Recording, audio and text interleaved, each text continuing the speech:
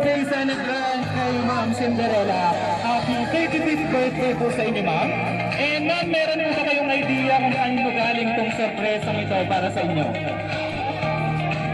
Ayan, may idea na si ma'am. So, itong surprise na ito, itong surprise din po na ito, ma'am, meron din po silang pinadalang mensahe o letter po na babasahin ko na lang po para sa inyo.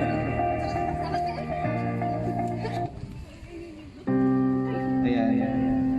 Nakalagay po dito sa letter. Happy birthday, asawa. Sana maging masaya ka sa araw ng iyong kaarawan.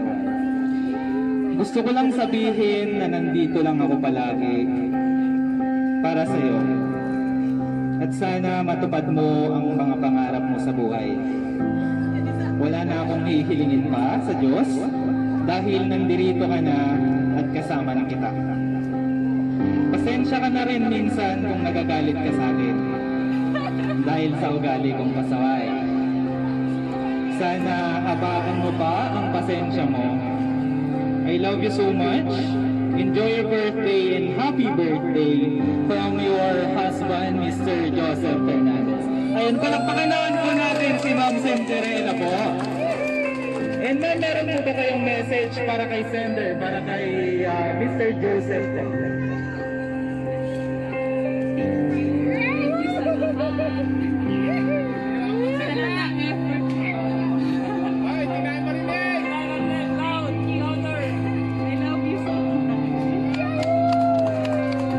Palakpakan naman natin si Ma'am Cinderella po. And once again, happy 35th birthday po sa inyo, ma'am.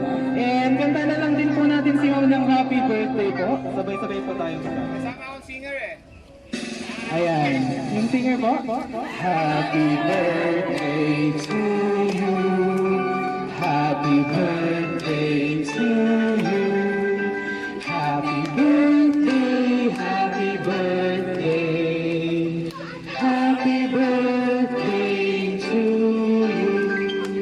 Ayan, yung mabilis naman daw sabay-sabay. Happy birthday to you.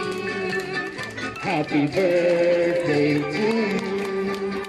Happy birthday, happy birthday, happy birthday to you. Ayan, and naku, may cake po tayo, ma'am. And before you blow the candle po, make a wish na lang po muna tayo. Ayan, palakpakan naman po ulit natin si Ma'am Cinderella po. And once again, happy 35th birthday po sa inyo, ma'am. And picture taking na lang. I will always remember the day you kissed my lips, light as a feather. And it went just like this. No, it's never been better than the summer of 2002. We were only 11, but acting like grown-ups, like we are in the present.